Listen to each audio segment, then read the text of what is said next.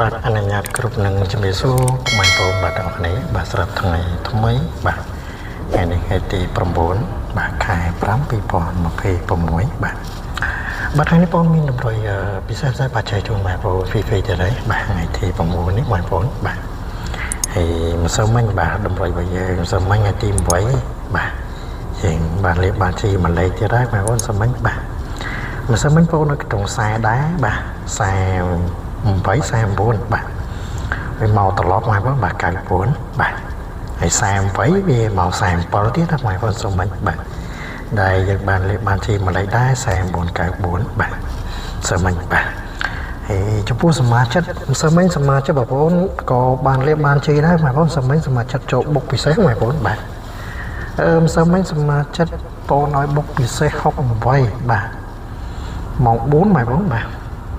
មក68ត្រង់ព្រឹងបាទស្ដាយតែវាមកខុសប៉ុសទេបងប្អូនបាទឲ្យពេសេ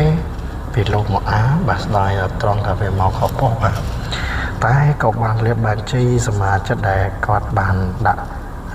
ទាំងអស់ប៉ុសចឹងទៅបងប្អូនហ្នឹងហើយបាទដាក់ទាំងអស់ប៉ុសចឹងទៅបាទបានរួមប៉ុសចឹងទៅបាទ68បាទចូលបុកពិសេសបងប្អូនបាទត្រង់ភ្លែងសមិញសមាជិកបាទ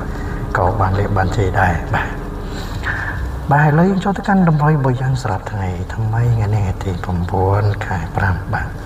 46បាទតម្រុយរបស់យើងថ្ងៃនេះមានដូចជាខ្ទង់08បាទ0យើងមាន01 02 7គុត8គុត89បាទអស់ខ្ទង់យើងអស់083ខ្ទង់យើងមាន0.1 0.2 0.8ជាស្រ័យ 0.8 និង890បាទសម្រាប់តម្រុយហ្វីថ្ងៃទី9ថ្ងៃនេះបងប្អូនបាទ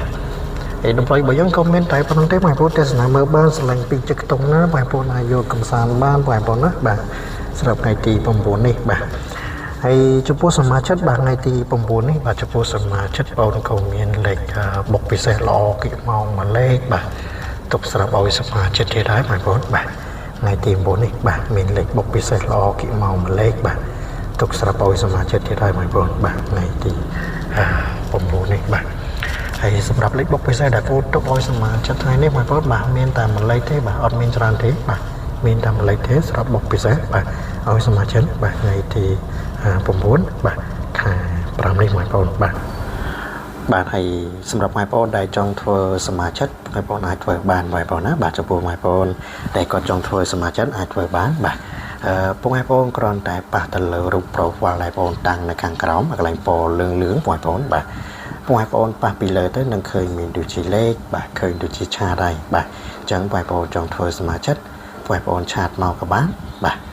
តែមកក៏បានបងប្អូនណាបាទសម្រាប់បងប្អូនដែលចង់ធ្វើសមាជិកបាទគ្រាន់តែប៉ះទៅលើរូប profile ដែលបងតាំងបាទកន្លែងពណ៌លឿងនៅខាងក្រោមនោះបាទបងប្អូនប៉ះពីលើទៅនឹងឃើញមានដូចជាលេខបាទឃើញដូចជាឆាតបាទអញ្ចឹងបងប្អូន